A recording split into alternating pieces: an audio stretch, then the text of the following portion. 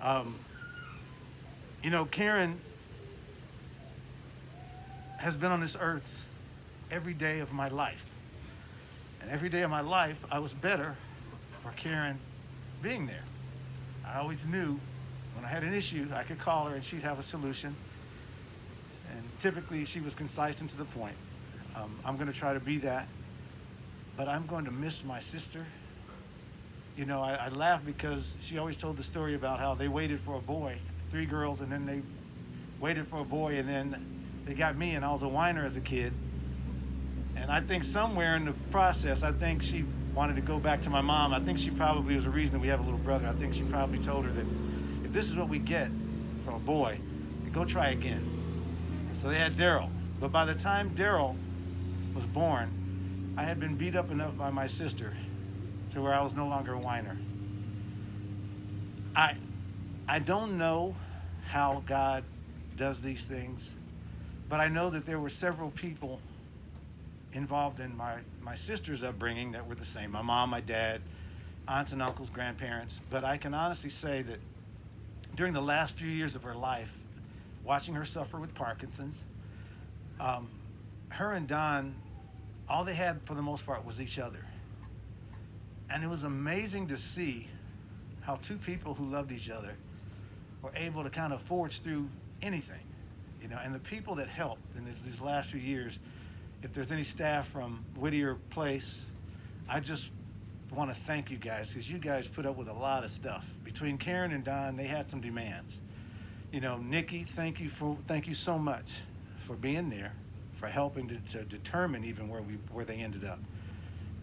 All the other people, Charles, thank you for your help throughout these last few years. I really appreciate it. But more than anything, I want to thank God because He was able to let me see something that I've never achieved, and that is happiness with a person when they say till death do you part.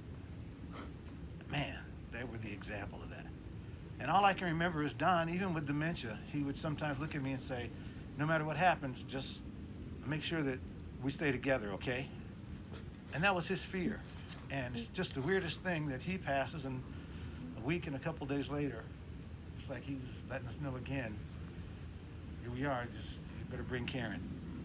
So I'm going to go on and I'm going to read this, which it's accurate, but it's not adequate because you can't put her life or Don's life on a piece of paper. You couldn't even write a 5-hour movie for either one of them and really be able to say who they were and what they did and what they meant to the people in their lives. So I'm going to read this. Karen Shaw was born Karen Sue Tanner on October 19th, 1949 in Indianapolis, Indiana. Lockfield Gardens, by the way. That was the tenement slum that we were all born from. She was born to James Wilbur Tanner and Katie Louise Seagraves Tanner. She was the firstborn of 5 children from this union. As a young girl, Karen had a brilliant mind and was a natural-born leader. She attended public schools number 23, number 17, and prior to entering Crispus Attucks High School, where she became a drum majorette. She was known as Miss Congeniality and was one of the most popular, stylish, and down-to-earth people you could ever meet. She had a beautiful, angelic singing voice that would have reminded you of Phyllis Hyman and was a member of the then popular all-female singing group named the Tridells. After graduating high school, Karen did her undergraduate work at Ball State University before relocating to Los Angeles in 1969 to complete her BS degree in marketing and transportation at California State University at Los Angeles, where she achieved Who's Who status in America. She would later continue her education and get an MBA degree from Pepperdine University. She began working at General Telephone Company at the tender age of 19, where her career blossomed for 30 years. Before taking early retirement, she held key executive positions in marketing, planning, customer relations, public affairs, customer contact, and customer sales.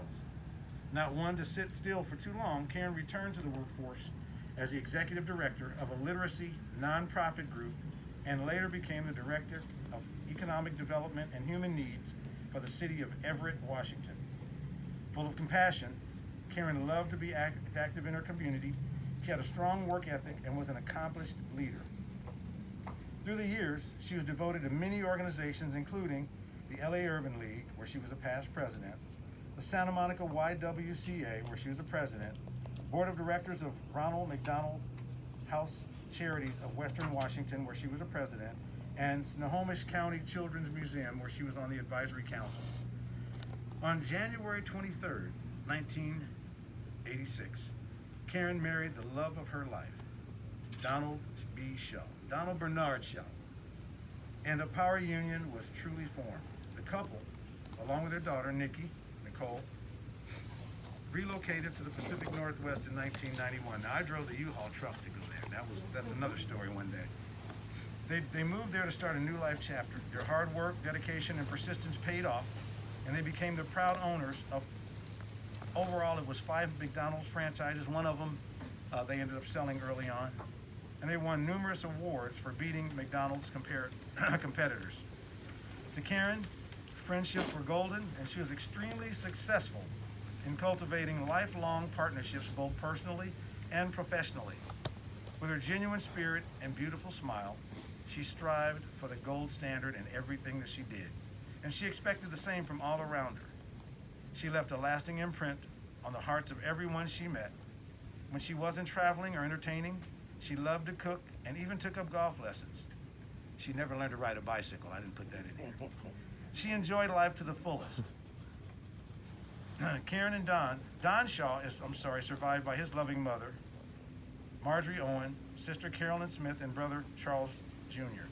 Karen Shaw leaves to cherish her memory, her beloved mother, Katie Seagraves Tanner, siblings, Pamela Tanner Davis, Denise Tanner, James Tanner, wife Kimberly, and Daryl Tanner, wife Stacy.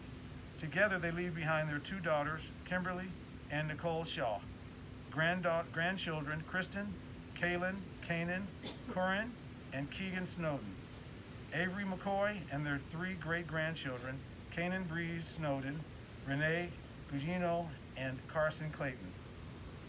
Don and Karen also had a host of loving family and friends who will miss them dearly.